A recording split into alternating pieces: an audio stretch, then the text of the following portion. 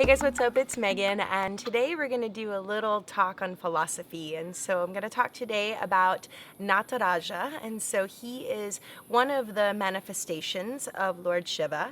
And so the murtis, the little statues that you may see, you may be familiar seeing Ganesha, or you've seen Shiva, or maybe Hanuman, and so forth. There are so many gods and goddesses in the Hindu pantheon. There's more than there are really stars in the sky, and more stories to tell than that as well. So the one that we're going to focus on today is, again, Nataraja. And so this is my little murti here. And so we have Nataraja here. And this is the kind of dancing Shiva. And so some of you may have seen him. It's a little murti, but we've got him dancing in kind of this circle of flames.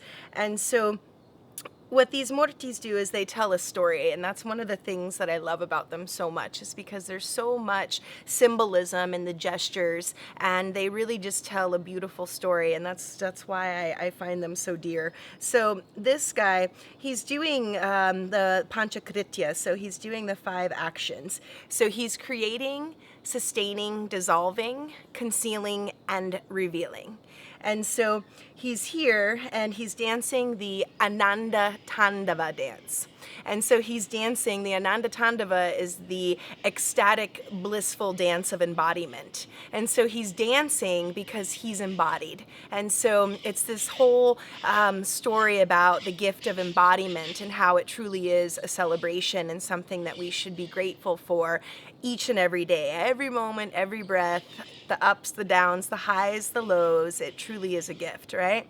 So during this time that we are embodied, of course, we are continually experiencing creation, right? We're creating and then sustaining. Then there's the dissolving portion, and in there as well is concealment and revelation. And we'll talk a little more about that, but I'm going to show you on the hands here and the gestures what he's got going on. So we have one hand over here. It's a little harder to see, but he's holding the drum. So that would be the drum of creation. And so that would symbolize the creation portion. Sustaining, he's holding his hand up here. He's like, don't worry, I got this, I got it, right? So he's holding it down, and that's the symbol showing that he is sustaining the universe. And then over here we have the fire, and the fire represents dissolution. So we have, again, creating, sustaining, and dissolving.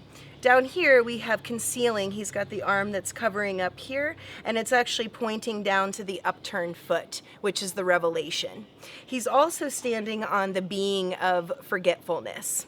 And so it's just a reminder that we have to remember that we are gift with this embodiment. And that's where the concealment and the revelation come in. Because there are so many times in our lives where we feel connected and we remember, wow, this is such a gift, and life is going along smoothly, and we're kind of at the peak of the wave, if you will, a bit, and everything is just lovely and wonderful, and we were like, life is so good, right? And then what happens?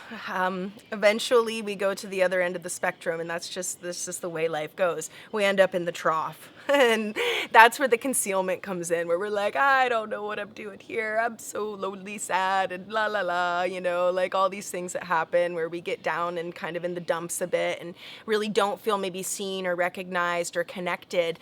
And that's part of the dance. And so we're always moving through in that way where we have these moments of just blissful revelation of like, wow, and then again, there's the other side of the coin, other end of the spectrum, which is where we feel very diminished, depleted, not so shiny, and it's a more difficult, challenging time, right? And during that period, we're going to continually see the creation, right? The births, sustaining life as we move through it, and then ultimately dissolving, right? We go back to where we came, and that's just part of the journey. And it's one of the hardest things as humans have to accept and realize, is that we're not going to be here forever, right? This is a short journey, a short ride. So we should definitely take full advantage of it. And that's what this guy is saying. He's like, dance, celebrate, remember that you are a divine being that's embodied here. So it's like, what do you want to do? What do you want to to do with your life, and what is important to you, what's important enough that you're going to go after it and not waste away on things that are not important and not filling you with joy, because it's life's too short, right? And it's such a gift. It really is a gift for each of us to be here, that we don't want to just, we don't want to take that lightly. So Nataraja, Shiva embodied, one of the manifestations. And so, yeah, I love the mythology and the philosophy. It's just such a beautiful part of the practice, and really some of the most amazing teachings, because we do have to remember, right? We have to remember. Thank you guys so much. And again, if you have any interest in working with me privately, one-on-one, please go to my website at Meg's Yoga and check out my coachings and services section of the site. Thanks so much and have a beautiful day. Ciao.